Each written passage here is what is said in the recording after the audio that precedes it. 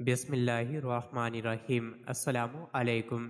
روزانہ واقعات سننے کے لیے اس چینل کو سبسکرائب کریں۔ ایک بار امام احمد بن حنبل رحمۃ اللہ علیہ سفر میں تھے۔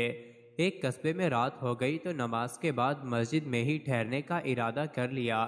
ان کی عاجزی و انکساری نے یہ گوارا نہ کیا کہ لوگوں کو اپنا تعارف کروا کر خوب آؤ بھگت کروائی جائے۔ مسجد کے خادم نے امام صاحب کو نہ پہچانا اور ان کو مسجد سے باہر نکلنے کا کہا۔ امام صاحب نے سوچا کہ مسجد کے دروازے پر سو جاتا ہوں، لیکن خادم نے وہاں سے بھی کھینچ کر نکالنا چاہا۔ یہ تمام منظر ایک نانبانی نے دیکھ لیا جو مسجد کے قریب ہی تھا۔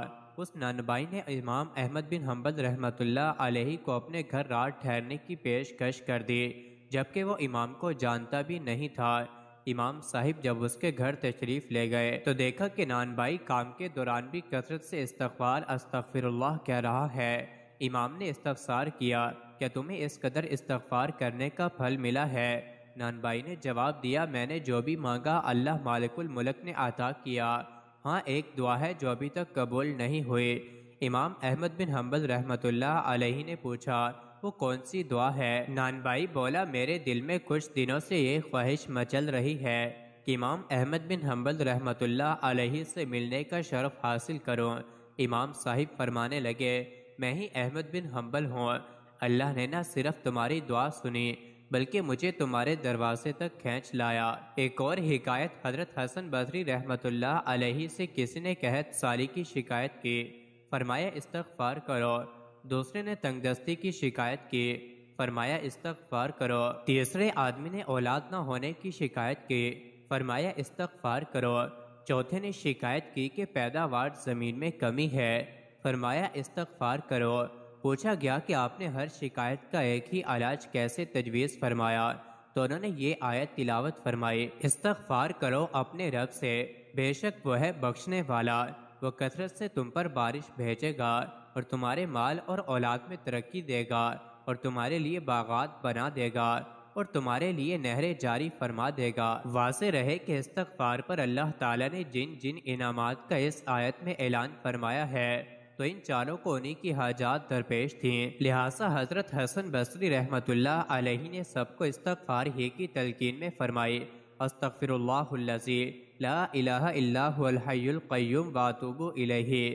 حضرت رومی رحمۃ اللہ علیہ نے لکھا ہے کہ ایک دن طوفان بڑا تیز آ گیا، ایک آدمی درخت کے نیچے کھڑا تھا، وہاں ایک بزرگ بھی کھڑے تھے، دو اور نوجوان بھی کھڑے تھے۔ اس بزرگ نے سب لوگوں سے کہا کہ طوفان بہت تیز ہے، ایسا نہ ہو کہ درخت کا کچھ حصہ ٹوٹ کے ہمیں لگ جائے، یہ سامنے ایک براندہ ہے، آؤ اس براندے میں چلتے ہیں۔ وہ دونوں اندر چلے گئے تو ایک شخص کھڑا رہا، اس کو کہا بیٹے تو بھی آ جا۔ وہ کہنے لگا کہ کوئی نہیں، اللہ بچائے گا۔ تھوڑی دیر کے بعد بزرگ نے پھر کہا کہ بیٹے طوفان ہے، آندھیوں سے درخت کا کوئی حصہ ٹوٹے گا، تیرے سر پر لگے گا، تو یہاں آ جا۔ وہ کہنے لگا مجھے اللہ بچائے گا۔ دو تین دفعہ کہنے کے بعد وہ بزرگ خاموش ہو گئے۔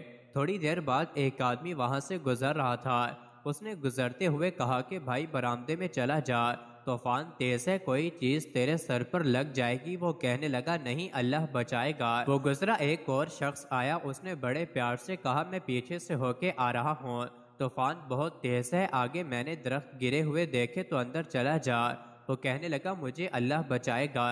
ایک تیسرا شخص آیا، اس نے بھی کہا، لیکن وہ وہیں سے نہ ہٹا، وہ شخص آگے بڑھا ہی تھا کہ طوفان کا تیز جھٹکا آیا اور ایک بڑے درخت کا موٹا سا تنا اوپر سے زور سے گرا اور اس کے پیچھے سر پہ لگا تو دھڑام سے زمین پر گرا، سر پھٹ گیا، روح پرواز کر گئی۔ وہ جو دو نوجوان بابا جی کے پاس کھڑے تھے وہ کہنے لگے کہ بابا جی ایک مسئلہ تو سمجھائیں، اس بندے کا توکل اللہ پر اتنا مضبوط تھا، چاہیے تو یہ تھا کہ اللہ اسے بچاتا، لیکن یہ تو مر گیا۔ تو بزرگ کہنے لگے کہ بیٹے تم نے غور نہیں کیا، وہ جو میرے سمیت چار بندے اسے سمجھانے آئے تھے وہ سارے اللہ نے ہی بھیجے تھے۔ اللہ ہمیں بھی مختلف صورتوں میں اپنے بندے بھیجتے ہیں، کبھی بیماری کی صورت میں، کبھی کسی پریشانی کی صورت میں، کہ میرے بندے سدھر جا، تو غلط راستے پر ہے، صحیح راستے پہ آ جا۔ اور ہم مصیبت ٹل جانے پر مزید ایسی ہی ویڈیوز کے لیے چینل کو ضرور سبسکرائب کریں۔